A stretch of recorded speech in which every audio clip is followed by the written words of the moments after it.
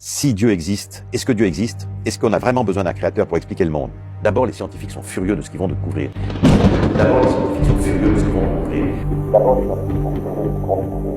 Je vais faire très court. Non, mais c'est bien qu'on aborde ça parce que très court.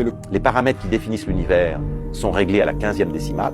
Si la 15e décimale de cette vitesse d'expansion, il y a un savant qui l'a calculé, était plus 1 ou moins 1, l'univers n'existe plus non plus. La était plus 1 ou moins 1, l'univers n'existe plus non plus. Donc ça pose un problème. On voit bien que ça pose un problème. ça marche plus. Eh bien, ça marche plus. Si tous les paramètres sont réglés à la 15e décimale, qui c'est qui a réglé à la 15e décimale? Si tous les paramètres sont réglés à la 15e décimale, qui c'est qui a réglé à la 15e décimale? Donc, imaginez que pour faire décoller un avion, vous ayez 30 cadrans. Dans un 747, dans un grand Boeing, vous avez 30 cadrans, et que ces 30 cadrans, il faut les régler tous des nombres, 15 chiffres chacun jusqu'à la 15e décimale, sinon l'avion décolle pas. Alors après ça, vous voyez que l'avion décolle. Est-ce que vous dites que c'est par hasard qu'il a décollé ou parce qu'il y a quelqu'un qui a réglé ses cadrans? Voilà, ça c'est le principe de ce qu'on appelle le réglage fin de l'univers. Et ce qui est très important, c'est que tous les savants du monde, sans aucune exception, sont d'accord sur le fait qu'il y a ce réglage fin. Donc on a le choix entre croire que l'univers a été créé par un Dieu qui a très bien réglé tout ça. Donc on a le choix entre croire que l'univers a été créé par un Dieu qui a très bien réglé tout ça, ou bien de croire un coup de chance. Et ce coup de chance est tellement improbable que c'est tout à fait extraordinaire. Et puis la troisième découverte, encore pire si je puis dire, c'est que tout le monde pensait que le vivant surgissait de la matière de façon assez naturelle, c'est ce qu'a dit Darwin avec la soupe primitive. Et maintenant, on sait qu'une cellule vivante, c'est comme un vaisseau spatial. Il y a dedans, il y a des ordinateurs que sont l'ADN, l'ARN, le ribosome, il y a des langages codés tout à fait complexes et assez extraordinaires, il y a une capacité de mémoire énorme. Et donc, notre cellule vivante, elle ressemble plus à un iPhone qu'à une molécule évoluée. Avec une chose en plus qui est tout à fait extraordinaire, c'est qu'une cellule vivante, elle se reproduit, alors que notre iPhone, il ne sait pas se reproduire du tout. Donc, on se rend compte que le vivant est une chose d'une complexité absolument inouïe, et au fond, c'est une sorte d'aveu, c'est-à-dire qu'ils ont compris qu'ils n'avaient aucune chance d'y arriver. Et Einstein dit, voilà, j'ai fait la plus grande erreur de ma vie.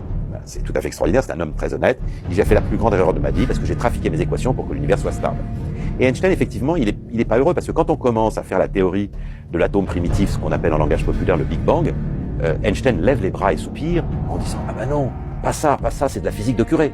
Bon, alors c'est très intéressant parce que si vous voulez, Einstein ne croit pas à la Bible, il croit pas au Dieu de la Bible, il croit bien qu'il y a un esprit créateur, mais d'un point de vue déiste, mais en tout cas de se retrouver avec un Big Bang qui ressemble beaucoup à la Genèse, ça le dérange énormément.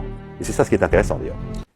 C'est tellement, l'ensemble des variables qui permettraient à l'univers sont tellement précises que ça pose des questions. Voilà, exactement. Alors donc on a découvert que l'univers avait reposé sur des nombres.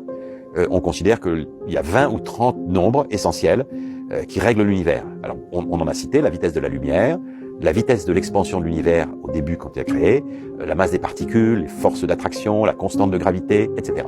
Voilà, disons 20 ou 30 nombres sur lesquels repose tout l'univers. Bon, très bien.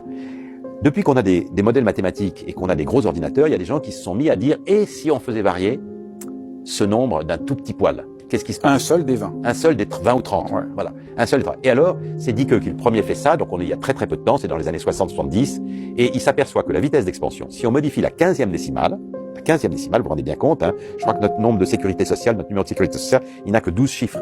Donc, il faut rajouter 3 chiffres de plus pour voir ce qu'est, au nombre, ce qu'est la vitesse, la 15e décimale, c'est très loin.